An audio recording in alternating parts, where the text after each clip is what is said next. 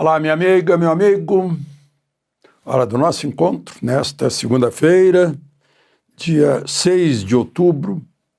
Eu hoje queria estimular a nossa reflexão com um estímulo que vem aqui pela revista Realidade. Como vocês sabem, eu ganhei de presente a coleção inteira. Esse número aqui é de maio de 71. Vejam só a criatividade da revista.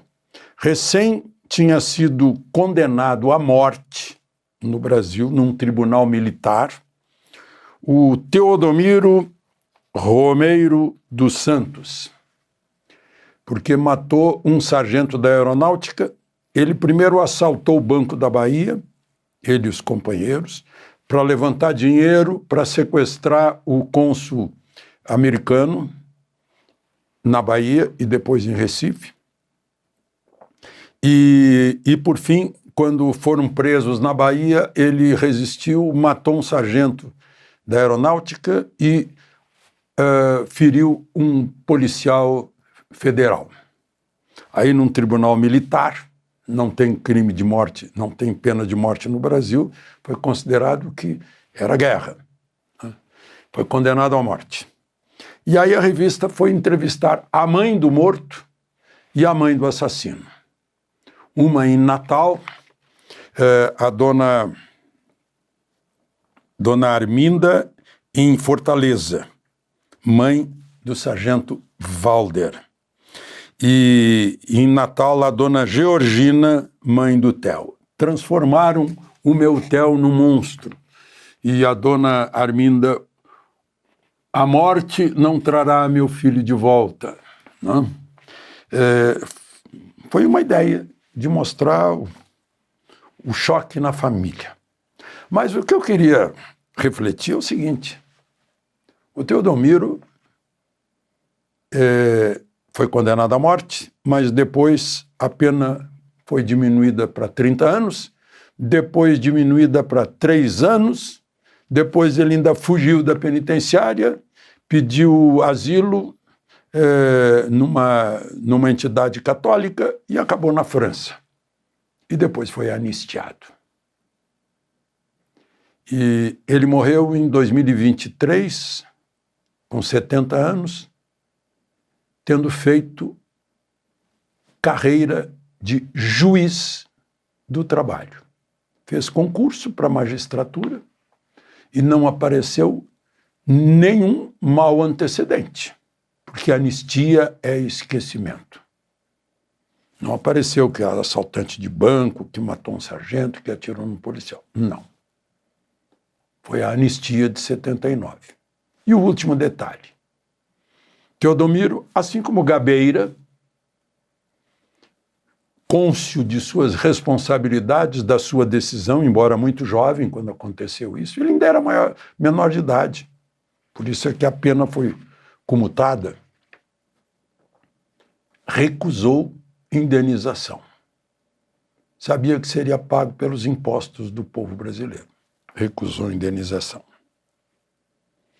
A gente olha para o passado, né? Maio de 71. A gente tem que aprender as lições do passado para orientar o nosso caminho em direção ao dia de amanhã. Mas vamos ao dia de hoje. Lembre-se de se inscrever e, ao final, de deixar o gostei ou não gostei.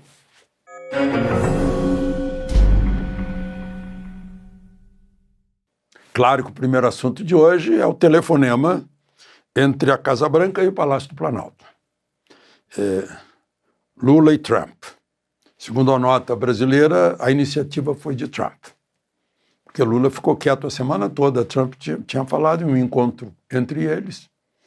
Lula ficou quieto a semana toda, nem ligou para aqueles que não estão exportando mais para os Estados Unidos, não conseguem mais vender mercadoria mais cara, né?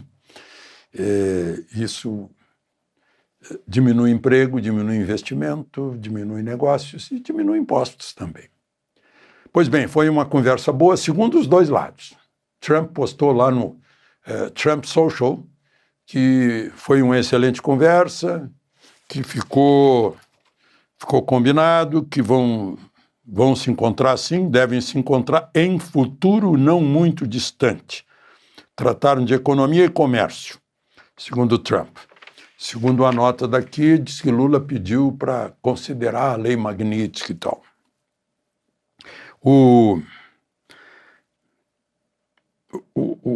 Diz a nota que Lula falou que tinha a oportunidade de restaurar relações amigáveis. Quem foi que jogou no lixo essas relações amigáveis foi o próprio Lula. Ainda na campanha, ele torcendo pela Câmara, chamou Trump de fascista. Essa é a volta, é um neofascismo que volta, algo assim. Não? Bom, agora, o notável disso tudo, que ficou realmente decidido, é o seguinte: em nome do governo dos Estados Unidos, fala Marco Rubio. Ele é filho de cubanos, sabe o que aconteceu em Cuba, sabe das amizades de Lula com Fidel Castro, criaram aí o Foro de São Paulo, né? E ele é que vai conduzir em nome do governo dos Estados Unidos. E, por outro lado, vai estar o vice-presidente Alckmin, que também é ministro da Indústria e Comércio, e o ministro de Relações Exteriores de Direito, Mauro Vieira, e o ministro da Fazenda, Haddad, para tocar isso. Enquanto isso, levantou-se, Lula chegou a sugerir, quem sabe a gente se encontra na Malásia. Eu nem sabia que Lula tinha sido convidado. É uma reunião de cúpula da ASEAN, ou seja, são 16 países do leste asiático, inclui aí a China e o Japão, né? A Indonésia e a Federação da Malásia. A reunião vai ser em Kuala Lumpur. Normalmente, em todas as reuniões que eu vi, são convidados, aparecem lá como convidados o presidente da Rússia e o dos Estados Unidos. Obama esteve lá, Biden esteve lá, né? E Putin já esteve lá. Então, e Lula insistiu convidando Trump para COP30.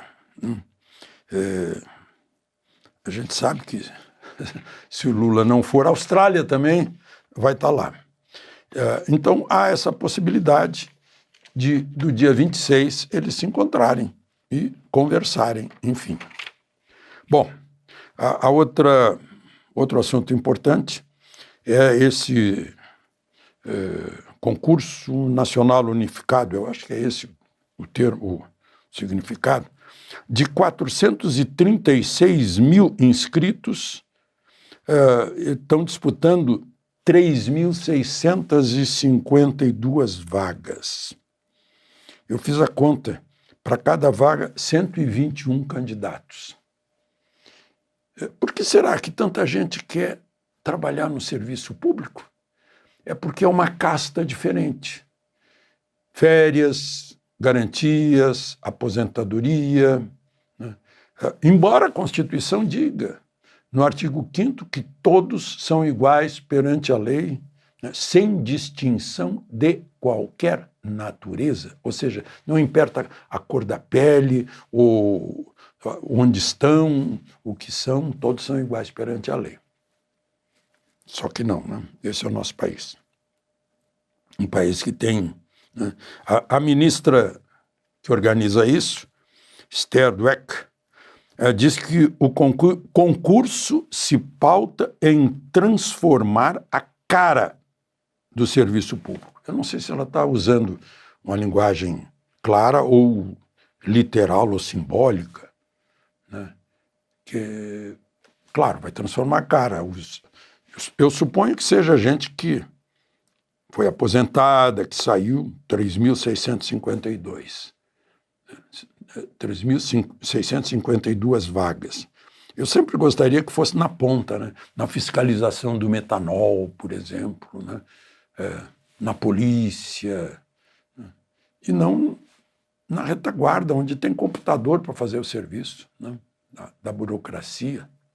Só os que assinam se responsabilizando, os que tenham, por dever de ofício, né? Representação estatal. Aí, né, junta-se a isso a estabilidade. Todo mundo vai procurar. Estabilidade, aí está garantido.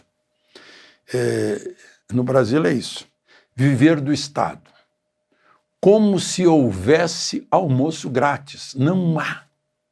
Alguém vai pagar, e não são os marcianos, nem o pessoal da Indonésia, de Taiwan, não. São os pagadores de impostos do Brasil que pagam, os que foram poupados pelo Teodomiro e pelo Gabeira, né? Que pagam.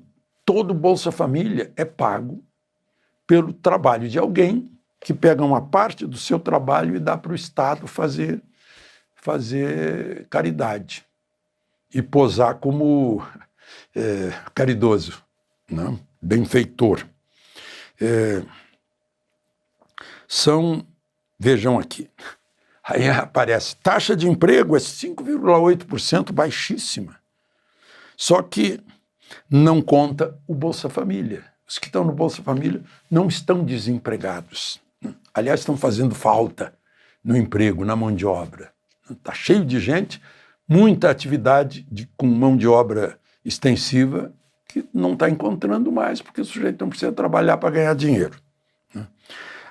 Era 33 bilhões dos nossos impostos em 2019. Agora, 170 bilhões nesses benefícios. Tem até estrangeiro ganhando benefício. E, agora, mais essa. Lá no Estadão eu vi que estão falando em transporte público grátis para todo mundo. Quem vai pagar? O motorista tem que pagar, tem que comprar o ônibus, tem que fazer a manutenção do ônibus, tem que trocar o pneu, tem que encher o tanque. Quem paga? Claro, é o pagador de impostos.